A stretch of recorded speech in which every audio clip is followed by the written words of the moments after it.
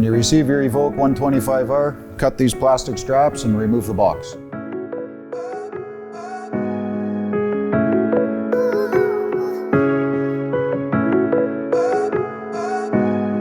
Next step, we're going to cut the wheel from the crate.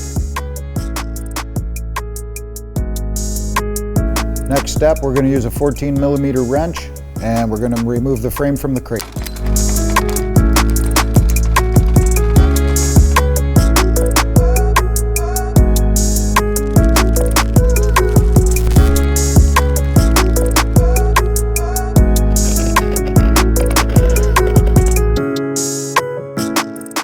So leave rear wheel, axle, strapped to the frame, makes it easier for lifting. Helps to have a friend to lift up the rear end so you can get the top shock bolt through that hole.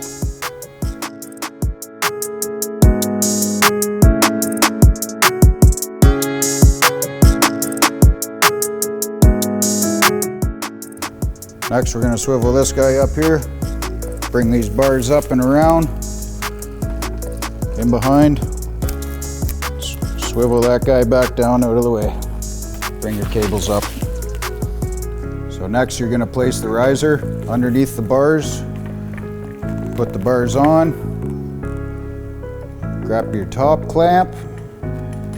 Drop those into the bars as well.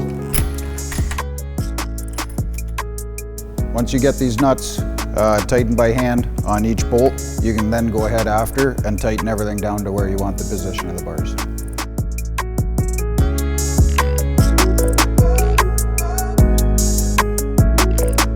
Next up, remove front fender from front fork.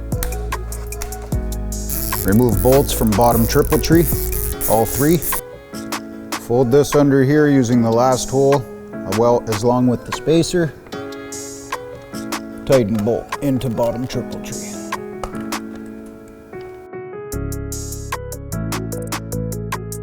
So next here we're going to spread the front pad so we can put the front wheel in and have the rotor go right into the caliper.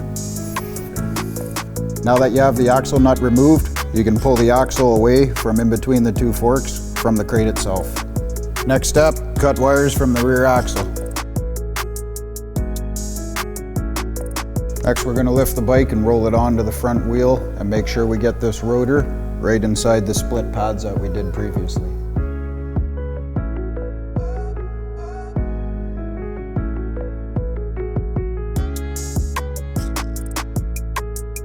Once you have both spacers set inside those seals on each side, you can install the axle. So we're going to put the nut on the axle here, thread it on. We've got a 14mm on this side, 19mm on this side.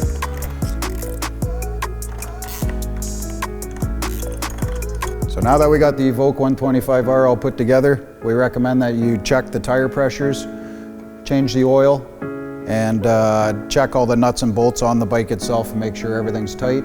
For any further information, refer to your user's manual in the box.